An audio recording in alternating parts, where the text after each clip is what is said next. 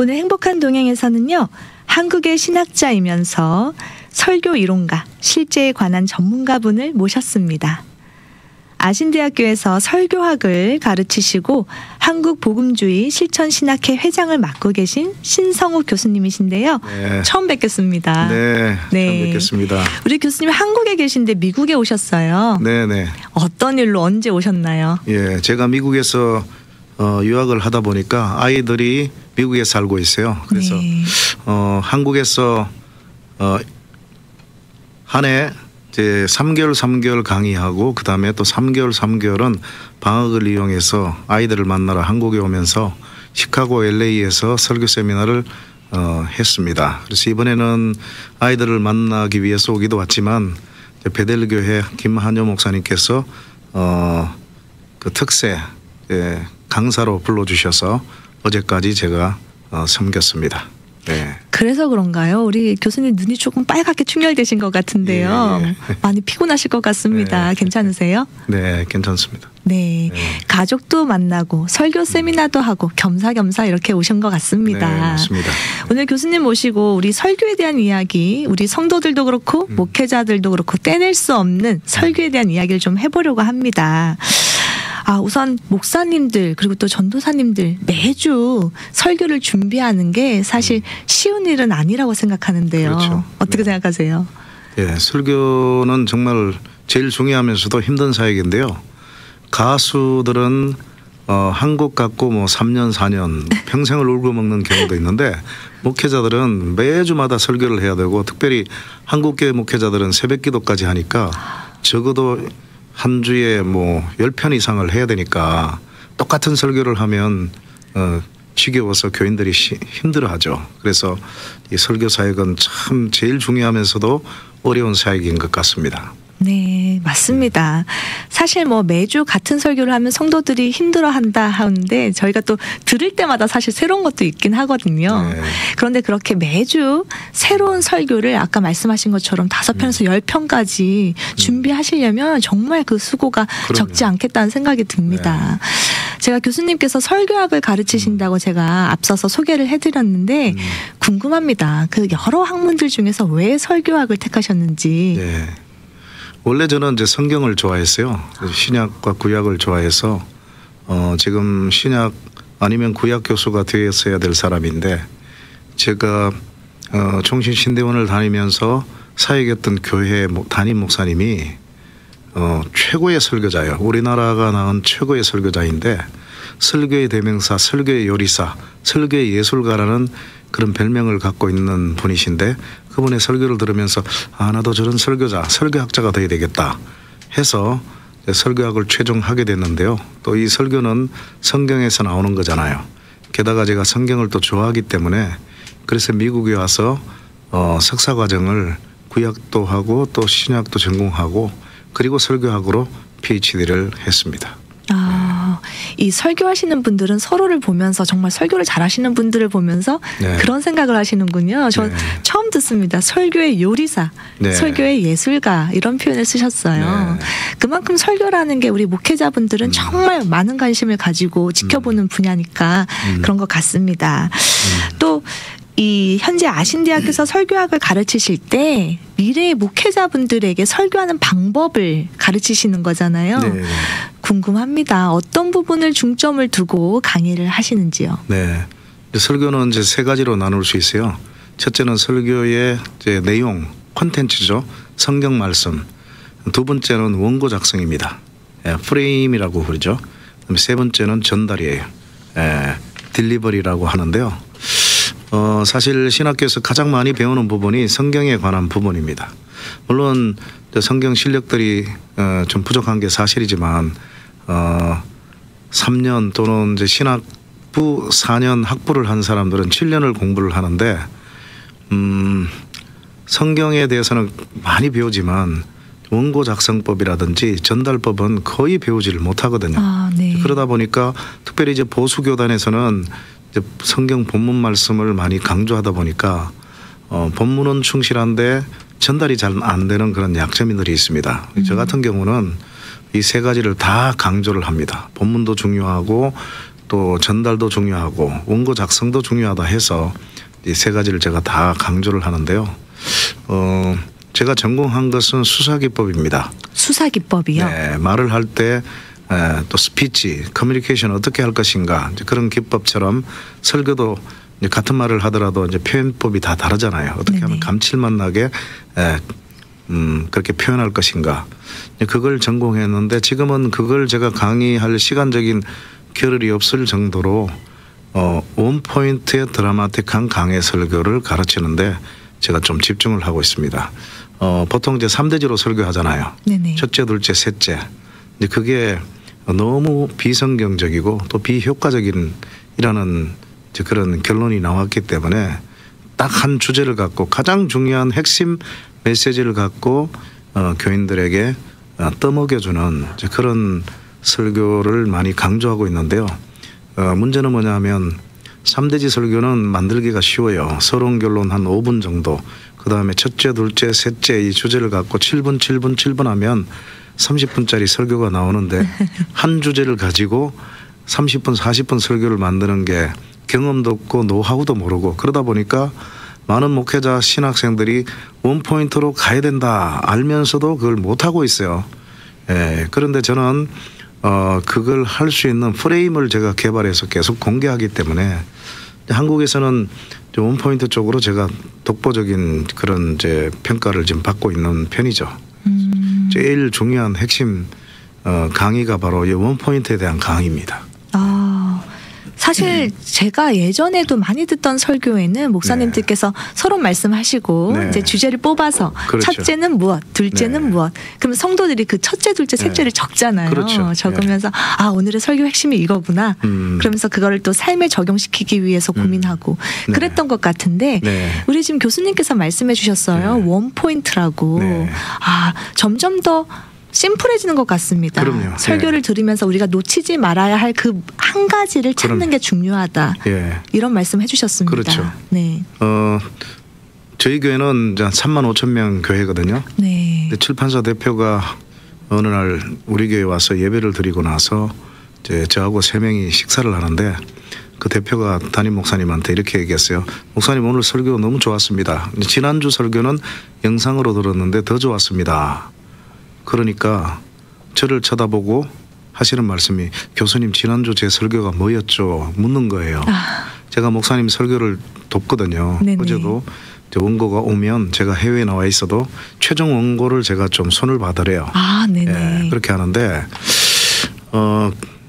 지난주 제 설교가 뭐였죠? 묻는 거예요. 그래서 제가 속으로 이렇게 얘기했습니다. 아니 보시오. 당신이 만든 설교고 내가 조금 도와주고 그다음 5부까지 5번 설교하거든요. 똑같은 설교를 5번 하는데도 한 주 지나니까 다 잊어버리는 거예요.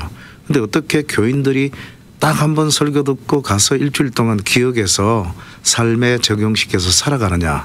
그래서 성경 저자들은 어떤 본문이든 쉽게 설명하면 산삼 한 뿌리를 다 집어넣어 놓은 거예요.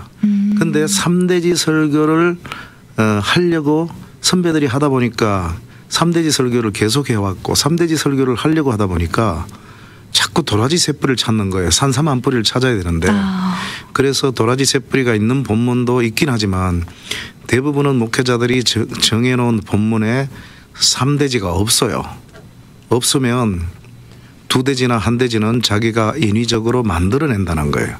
그래서 첫째 비성경적이거나 덜 성경적인 설교가 되고 또 3가지 다 기억을 못해요. 사람들은. 그래서 성경 저자들은 원포인트로 설교를 했는데 또 글을 남겼는데 자꾸 도라지 새뿌리를 찾아갖고 도라지도 없는 새뿌리를 2뿌리 1뿌리는 내가 만들어갖고 먹이니까 교인들이 영양도 부실하고 또 기억도 못하고 비효과적인 비성경적이면서 비효과적인 설교가 되는 것이 3대지 설교예요. 그래서 원포인트로 설교해야 된다. 가장 중요한 산삼을 먹여야 된다. 네. 근데 먹이는 방법을 몰라갖고 지금 못하고 있어요. 그 방법을 제가 뭐 사실상은 이제 전 세계적으로 이걸 프레임을 개발하는 사람 저밖에 없어요. 계속 원포인트로 설교할 수 있는 프레임을 개발해 갖고 공개를 하고 있습니다. 네. 그래서 제가 7월 15일, 16일 이 미주 복음 방송에서 설교 세미나가 개최가 될 텐데요. 그때는 제가 단독으로 강사가 돼서 강의를 하는데 원포인트 드라마틱한 강의 설교를 제가 선보이려고 하고 있습니다.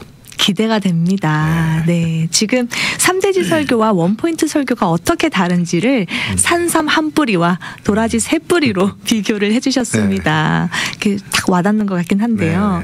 이 첫째, 둘째, 셋째 그 말씀해 주셨던 세 가지를 다 기억 못해서 약간 죄책감에 시달릴 때도 있었는데 저만 그런 게 아니네요. 말씀을 들으면서요. 네. 그래서 우리는 산삼 한 뿌리 원포인트가 필요하다라고 말씀을 해주셨습니다.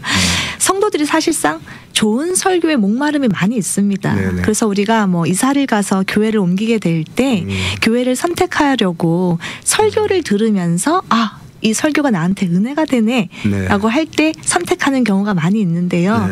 우리 교수님은 어떤 설교를 명설교로 생각하시는지 궁금합니다. 좋은 설교, 명설교가 어떤 거냐 그런 질문을 받을 때가 많은데요. 저는 항상 이제 비유를 들어서 설명합니다. 점심 때도 제 은사님하고 식사를 같이 했거든요. 한인식당에서 먹었는데 맛이 좋긴 한데 속이 이제 안 좋은, 몸에 좋지 않은 이런 식당이 있고요. 조미료를 집어넣으면 맛있죠. 그런데 맛은 없는데 또 영양이 좋은 그런 식당이 있거든요. 둘 다 이제 문제가 있는 거죠. 한쪽이 결여가 된 거죠. 그렇죠. 맛도 좋으면서 영양도 만점인 그런 설교가 이제 가장 좋은 설교라고 보는데요. 저는 세 가지로 설명하자면 재미도 있고 맛도 있고 영양도 만점인 설교. 이런 설교가 최고의 설교다. 그렇게 생각합니다. 정말 좋은데 그러기가 쉽지 않잖아요. 교수님은 들으시면서 이분 설교는 정말 이게 다 들어가 있다 이렇게 생각하시는 분들의 설교가 있으신가요? 뭐 제가 얘기할 만한 사람이 많이 없는 것이 좀 아쉽긴 하죠. 실명은 말씀 안 하셔도 됩니다. 이제 LA에 그런 설교자들이 있죠. 이제 뭐 예를 들면 이제 베델교회 김한효 목사님 설교를 참 잘하시더라고요. 우리 학교에 개강 수련회로 코로나 터지기 전에 오셔서 말씀 전했는데 말씀이 참 좋았고요. 또 LA에 또 제가 아주 좋아하는 설교자 한 분이 계시긴 합니다. 이제 그런 설교들은 맛도 있고 재미도 있고 또 영양도 만점인 이제 그런 설교라고 할 수 있죠. 남가주에 그리고 또 이 LA 땅에 그런 명설교를 해주시는 목사님들이 계시다고 하니까 더 기대가 되고 희망이 있는 것 같습니다. 제가 교수님께 여쭤보고 싶어요. 우리가 이제 목회자분들께서 열심히 정말 한 주 동안 고민하시고 기도하시고 하셔서 설교를 이렇게 딱 준비를 해오셨는데 간혹 가다가 예배 시간에 앞자리에 앉아서 이렇게 꾸벅꾸벅 조는 성도분들이 있습니다. 본의 아니게. 그렇게 조는 성도들의 모습을 마주할 때 마음이 어떠세요? 뭐 저는 별로 그런 일이 없어서 잘 모르지만 죽을 맛이겠죠. 정말 쉽지 않을 것 같은데요. 그래서 성도들이 안 졸면 참 좋겠지만 그렇게 졸고 있을 때 이 성도들을 깨울 수 있는 혹은 아예 졸리지 않도록 할 수 있는 그런 설교 팁이 있다. 나만의 스킬이 있다 하는 거 있으시면 좀 공개해 주세요. 이 설교학에서는 뭐 교재도 나오거나 하지만요. 성도들을 졸리게 하는 것은 범죄다 이렇게 얘기를 합니다. 범죄다. 옛날에 청교도 시대에는 졸면 회초리로 막 때리고 그랬습니다. 그런 시절이 있었고 요즘 그렇게 했다가는 수당하죠. 근데 그때는 뭐 워낙 말씀의 권위 또 말씀을 전하는 메신저의 권위가 있었기 때문에 그게 가능했고요. 어쨌든 성도들을 졸리는 것은 목회자의 책임이죠. 설교자의 책임인데 어떻게 하면 졸리지 않게 할 수 있느냐. 그래서 맛깔스러운 그런 수사기법, 표현력 뭐 이런 것도 필요하고요. 때로는 유머도 필요하고 정말 중요한 것은 예증이나 예화 같은 것들이 필요합니다. 예수님 같은 경우가 비유, 다른 말로 하면 예화거든요. 예화가 없이는 설교하지 않았다 그러셨어요. 말씀 자체이고 하나님 자체이신 분이 설교하실 때 예화를 활용하셨으면 우리 같은 사람이야 더 활용을 해야 되겠죠. 아직도 예화는 세상 이야기다 해서 그걸 이제 터부시하는 분들이 간혹 있어요. 저도 옛날에 그랬었고요. 무지했을 때. 근데 말씀 자체이고 창조주 중에 한 분이신 하나님의 아들 예수 그리스도도 그런 것들을 활용하셨다면 우리 설교 못하는 사람들이야 훨씬 더 많이 활용을 해야 된다는 거죠. 세상 것이 아니고 하나님이 설교할 때 활용하라고 주신 좋은 도구들이죠. 그래서 같은 값이면 영적인 진리를 얘기하기 전에 그것을 씨 뿌리는 비유라든지 공중에 나는 새를 보라라든지 들의 백합화를 보라 이런 걸 통해 갖고 영적 진리를 담아서 먹여야 되는데 그냥 영적 진리 그 자체만 증거해버리면 교인들이 좀 따분해 하거든요. 그래서 교인들은 다 아는 얘기 뭐 그런 얘기들을 좀 싫어하기 때문에 좀 표현력도 달리하고 또 수사기법도 쓰고 또 비유도 예화도 많이 사용하면 좋을 것 같아요. 예를 들어서 배려에 대한 정의가 있습니다. 배려란 남의 입장에 서보는 것이다 이렇게 말하는 경우가 있고 막 트웨인이 한 얘기인데요. 배려란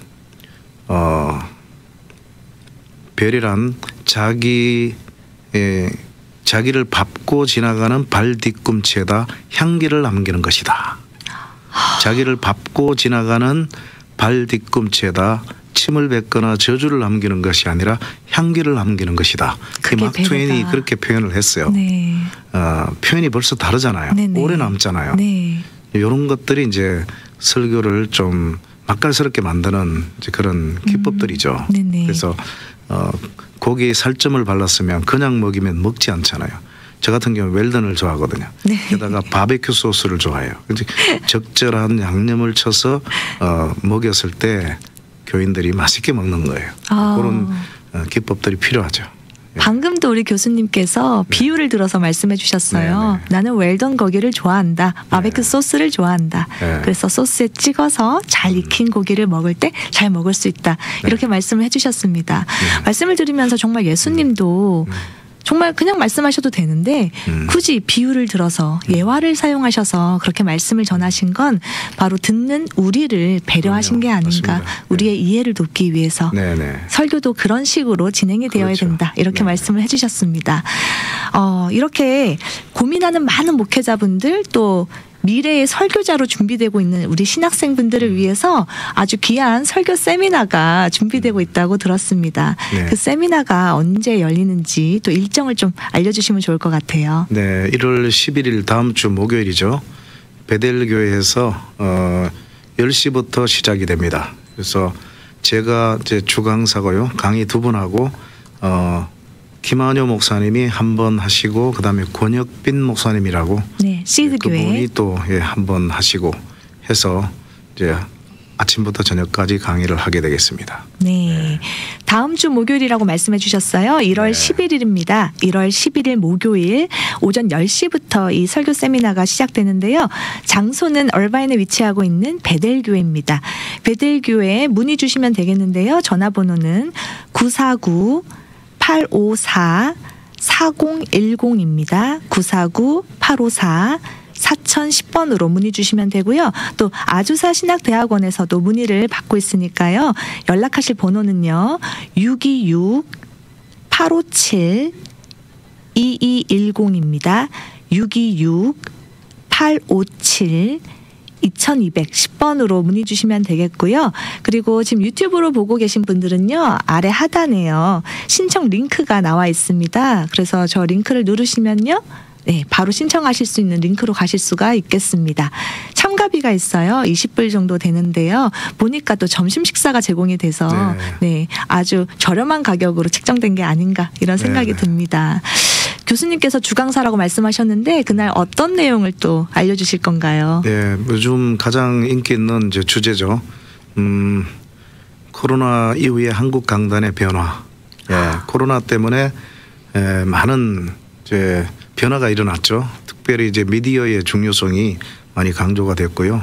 그래서 빈익빈 부익부 현상이 이 목회 세계에도 코로나 이후에 더 급속도로 일어나는 것 같아요.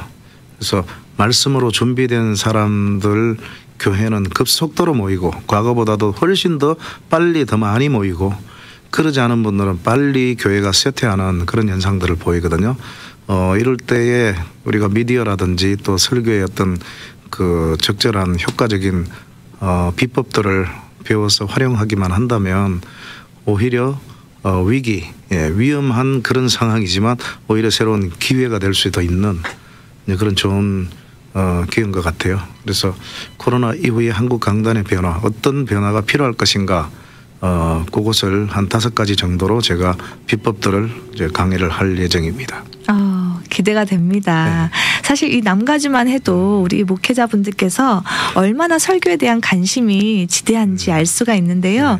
설교 페스티벌도 열리고요. 그래서 미래의 목회자로 준비하고 계신 분들께서 정성껏 설교를 준비해서 그 페스티벌을 나가시고 또 수상자는 저희 프로그램에 나와서 또 인터뷰도 했었습니다. 예. 정말 그렇게 열심히 설교를 준비하고 또 우리 성도들에게 아까 말씀하신 맛도 좋고 영양도 좋은 설교를 잘 전달하기 위해서 애쓰고 있다고 생각이 됩니다. 네.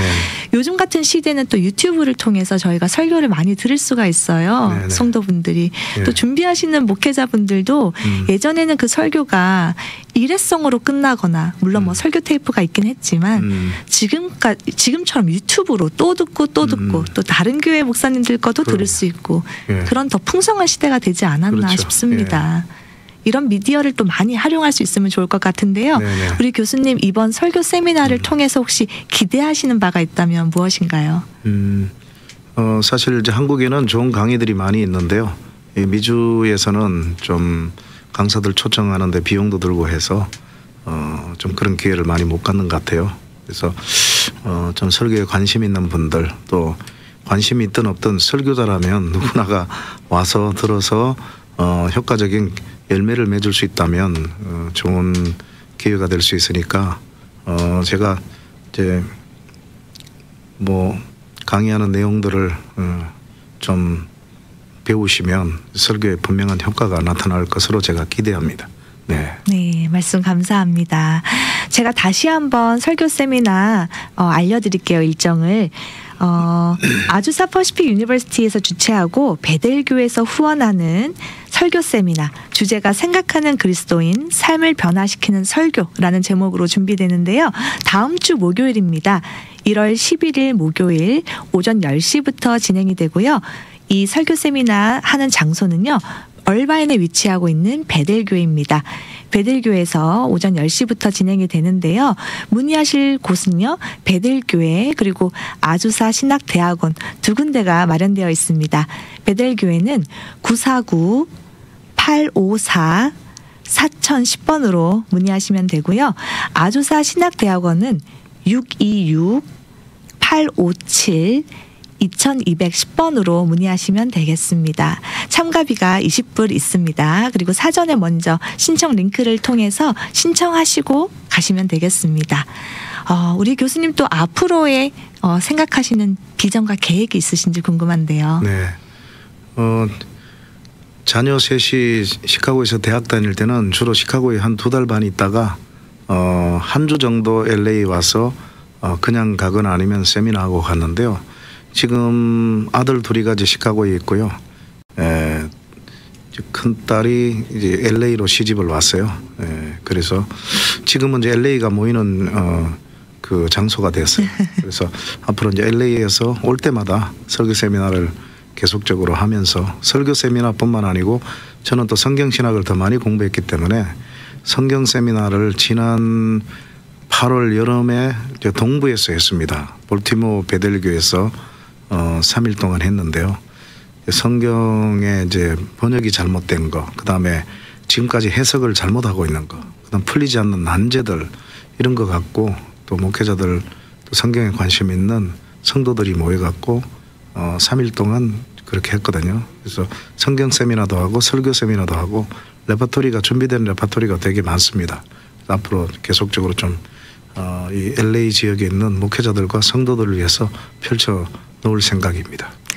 네. 큰 따님 덕분에 남가주 저희가 많은 혜택을 누리는 것 같습니다. 네. LA 또 같은 이웃이라고 하니까요. 굉장히 네. 반갑고요. 또 교수님께서 큰 따님 때문이라도 이 LA를 자주 오실 것 같아서 더 반가운 마음이 듭니다. 맞습니다. 네. 지금 듣고 계신 분들이 많이 계실 것 같은데 그 중에서도 특히 이 신학생분들 앞으로 이제 목회를 준비하시고 많은 설교를 하셔야 될 분들이잖아요. 네. 그리고 또 현재 목회를 하고 계시면서 매주 강단에서 말씀을 선포하시는 우리 많은 수많은 목회자분들께 응원과 격려의 메시지 하나 주시면 좋을 것 같습니다. 네. 목회자로 뛰어드신 여러분들 정말 대단하십니다. 저는 다시 태어나도 설교하는 목회자가 되고 싶고요. 또 설교를 가르치는 이제 교수가 되고 싶은데 여러분들에게 가장 큰 무기는 이제 성경입니다. 성경. 근데 성경이 여러분의 가장 큰 무기가 되어야 되는데 그러려면 일단은 성경 해석을 정확하게 하셔야 됩니다. 그래서 성경의 실력을 키우셔야 되고요. 또 성경의 실력은 단편적인 지식이 아니고 좀 통전적인 큰 흐름, 원포인트로 흘러가는 창세기면 창세기, 사무엘상이면 사무엘상 해서 첫 장부터 마지막까지 흘러가는 큰 맥을 잡으셔야 돼요. 원래 원어 성경에는 두루마리로 되어 있어서 장도 없고 절도 없고 처음부터 끝장 끝절까지가 연결되어 있잖아요. 그런데 편의상 장과 절로 나눠 버리니까 이게 다 쪼개져 버리고 게다가 또 3대지로 하면서 자꾸 쪼개버리니까 이 정말 산삼을 먹이지 못하고 그 도라지를 먹이는 그런 이제 영양 부실의 문제가 생겨나는데요. 성경 많이 읽으시고 성경의 통전적인 실력을 키우시고 또 그것을 잘 전달하기 위해서는 인문학을 많이 공부를 하셔야 돼요. 그래서 인문학 책들을 여러분들이 많이 읽으셔서 정말 성경적인 알맹이들을 효과적으로 맛있게 양념을 쳐서 먹일 수 있는 이 두 가지를 여러분들이 겸비하시면 여러분의 목회가 그렇게 어렵지 않으리라고 저는 확신을 합니다. 수고하시는 여러분들에게 진심으로 박수를 쳐드리고 싶습니다. 네, 말씀 감사합니다. 오늘은요, 아신대학교에서 설교학을 가르치시는 신성욱 교수님과 함께했습니다. 우리가 자리에 앉아서 큰 수고 없이 들을 수 있는 이 설교를 준비하기 위해 오늘도 고민하시고 기도하며 준비하시는 이 땅의 귀한 우리 목회자분들께 응원과 감사의 인사 전하면서 오늘의 인터뷰 여기서 마치도록 하겠습니다. 미주 복음 방송은 예수님만 전해요.